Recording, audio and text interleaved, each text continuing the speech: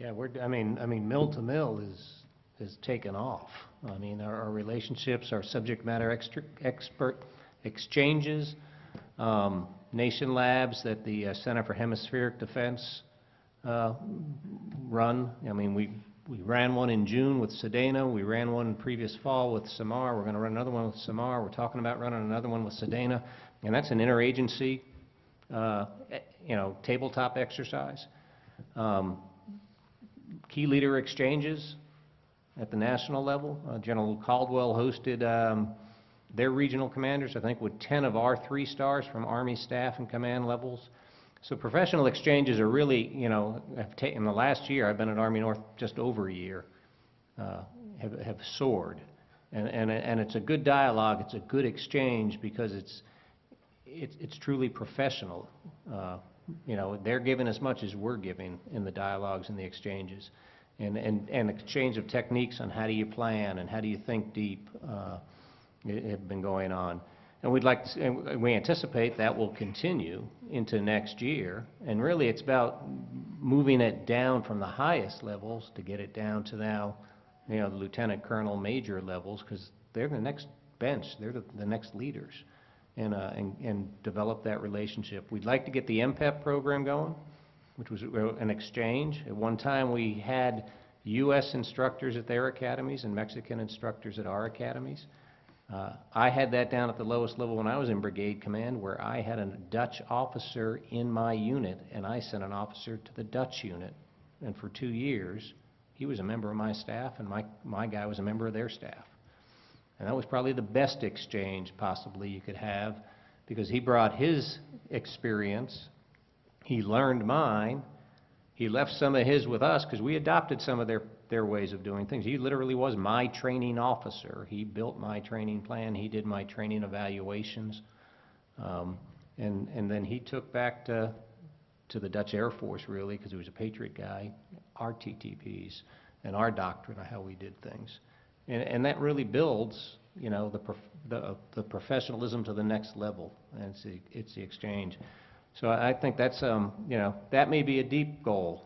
I think in the next year, as the new Mexican administration seats on 1 December, we are inclined to let's continue the relationship we've developed in the past year or two, and let's take it to the next step, next level. If we've made contact and we have good relations with the regional commanders, well, how do we start getting that down now to the zone commanders? And it's all, you do it all at the partner nation's pace too, because he's got other things to do. He's doing his missions, he's doing his training. But you do it at a strident pace that supports them, supports you, and you continue to move it forward. For DHS, that's a difficult question to answer if you use the word region anywhere in the sentence, because we're not, depending on which component you're in, each one defines regionalization differently. So what we look at is kind of the nature of law enforcement. The nature of law enforcement is inherently individual contacts and those types of things. So each one of our officers who are in the field working this rely on those personal relationships they have with the Canadians, with the Mexicans on the other side of the border, on both sides, again, to get the job done. It works very well at the tactical level. They're very well integrated. At the upper levels also, any chance or any opportunity we have to integrate the governments into our overall plans, along with the Department of State, who's kind of the referee and all that, we take advantage of that. But like I say, at the tactical level, I often hear when I'm out there and doing my tours around through the points of entry that are, or ports of entry that are out there, that, yeah, we're making it work at the tactical level. And I see Canadians on our side of the border, I see us on their side of the border, I see Mexicans on both sides of the border. So again, I think it's actually working down there. It's in our culture, again, as law enforcers to do that. So it's not a heavy lift for us. John? Well, even down to the tactical level, because that was part of your question, is the relationship that we enjoy on a tactical level immediately across from a particular port of entry or immediately across just the landmass is also quite mature and good. There's even protocols in place to pass first responders back and forth. So if there was some kind of a calamity, for example, in San Diego, being able to, welcome Mexican firefighters and paramedics and so forth to help with the calamity, those kind of protocols they already exist. So the relationship, you know, unit to unit, warfighting unit, if you will, and that kind of a lingo, that exists absolutely today already and just continues to get better. And in the National Guard and our counter-drug programs, we piggyback on the liaison program that the CBP has across the border with their counterparts in Mexico, and have developed relationships over the last 20 or 30 years of our operations where our tactical commanders know their counterparts at the lowest level on the other side of the border and share information simply by exchanging cell phone numbers. So that's been very, very effective, and now we're actually growing that up into the operational level where our general officers are now becoming engaged with our counterparts on the other side of the border. Any other questions? Okay, let me ask one last question to General Baldwin, and then we're going to wrap it up and get into our summaries. And I think it's something we haven't talked about a whole lot is what's the organizational model for federal, state, local, and tribal partners to work border security with California and other states? Sir. Sure. The model that we use is actually an outgrowth of what was developed in California with the Incident Command System, which has been later and developed or adopted in the last 10 years by FEMA as the National Incident Management System, where there is a lead agency for whatever operation that we're going to conduct. Normally it's a law enforcement agency. It could either be a federal agency, or in many cases, in most states, it would be the county sheriff, depending on where the operation takes place. That person is in charge. All the other agencies that come in partnership in a quasi-military construct where there's operational staff, there's logistics staff, there's personnel staff, and they give out operational guidelines. Agencies come in support, so it's a unity of effort construct rather than a unity of command, where the incident commander, in this case it would be this Border Patrol, sets out goals and objectives for the mission. Everyone falls in line, brings their particular capability to the plate or their law enforcement jurisdiction, and they work together fairly seamlessly. So it's a program that's been in effect. That was started to be developed through the fire services in the 70s, matured through the 80s and 90s, and now works very, very effectively on the interagency, particularly in a very complex environment like an international border. Okay. Over the approximate last 2 hours, we've certainly did the opening. The panel members made their opening remarks, and we've had for about the last hour and 15 minutes questions and answers. Now what we're going to do is go to the closing comments for each of the panel members, and then we're going to turn to General Caldwell for some closing remarks. So we'll start with Director Chavez. Well, first and foremost, thank you, General Caldwell, for the invite to sit on the panel. I guess my closing comments would be more on a personal nature. There's a lot of good people out there doing a lot of good things. When I was in the Department of Defense, again, I was committed to the safety and security of the homeland. But fighting overseas is a different perspective. I've been shot at and missed, shot at and hit more times than I care to think about over there. But I took on a different perspective and chose to come over to the Department of Homeland Security because it's a little different and you're a little more motivated when you think about the adversary being able to roll an IED down your home street or someplace where your family is out shopping at a mall or those type things. So everyone in the business takes it seriously. As I tell my people out there that the people who do this, it's not a job, it's a calling. If you were to advertise for this position and put the parameters that we operate under, the adversaries we face and the risks, no one would volunteer to do this as a job. So everyone who does this, again, thanks to everyone who is in this business, because I know that, again, it is a calling, and again, we're all making a difference out there, each one of us. General Mann. Sir, thanks for the opportunity to sit the panel. You know, leaving Colorado Springs, it's not quite like getting a day out of the Pentagon, but it's been good to be up here. It is all about partners because we all don't have the capacity to do it ourselves, and it's building those relationships, international relationships, and then our interagency relationships.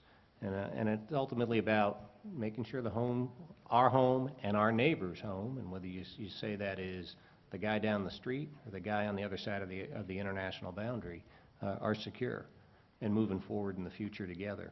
I go back to everybody brings something to the game. It's how do we utilize our individual pieces to the best for the goodness of the whole. So thank you for the opportunity to be here. Executive Director Stanton, sir. Secretary Rumsfeld once said early in Operation Iraqi Freedom that you go to war with the army that you have, not the one you wish you have. And I don't know that there's a nation in the world that has enough resources, because it's always a function of where the revenue comes from in order to buy everything you wish you had. And the way to survive in this kind of a complex time and a complex environment, from our perspective, is certainly in leveraging the resources of all of the partners that you can happen to sign up with. It's really no different than coalition warfare, where whoever is bringing whatever they can to the fight, or the, what was that, lobster and steak, something like that, to the effort.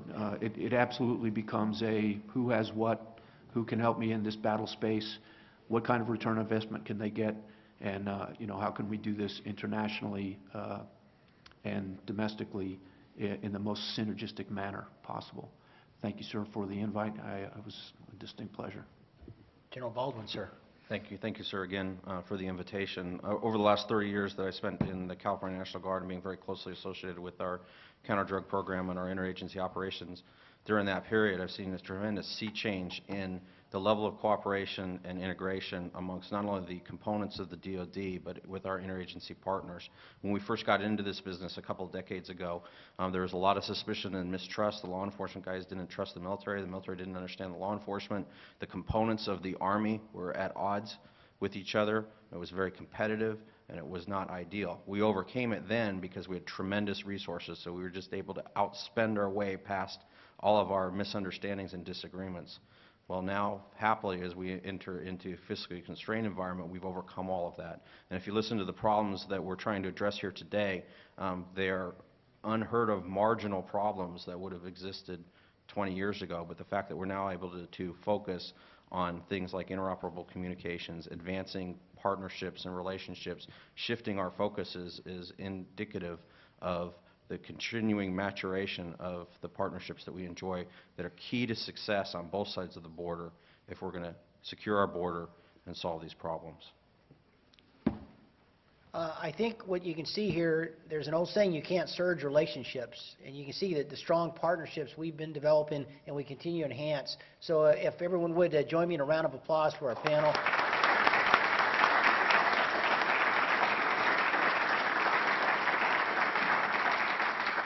And judging by the questions and the responses, I think we met General Caldwell's objective of really getting a better understanding of the audience of how we're working these relationships and partnerships. And without further ado, let me turn it back to General Caldwell for his closing remarks.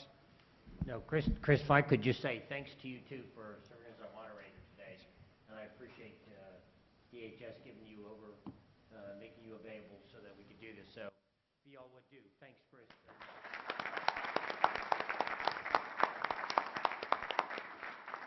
Well, hopefully everybody was able to take away from this. We work in support of somebody else. And it's all about America. It's about security at home. And it's figuring out how we can take the Department of Defense assets, make them available to work in support of someone else who has been tasked with that lead to provide that security here in our homeland. And it doesn't just start at the borders either. Hopefully you picked up, it starts in depth. And it's about working with our partners to the south down in Mexico and looking at their southern border, because it starts way below them too. And so how do we all team together collectively in enhancing security here in North America? And so hopefully today was a venue to start that dialogue and discussion, but to also further show folks that we, the Department of Defense, do want to work very closely with and team with our partners in the rest of the government at the state, local, and federal levels that have this responsibility as a primary task, and see where we can best integrate into them. So again, to the panel members, my sincere thanks, and to Chris, thank you very much.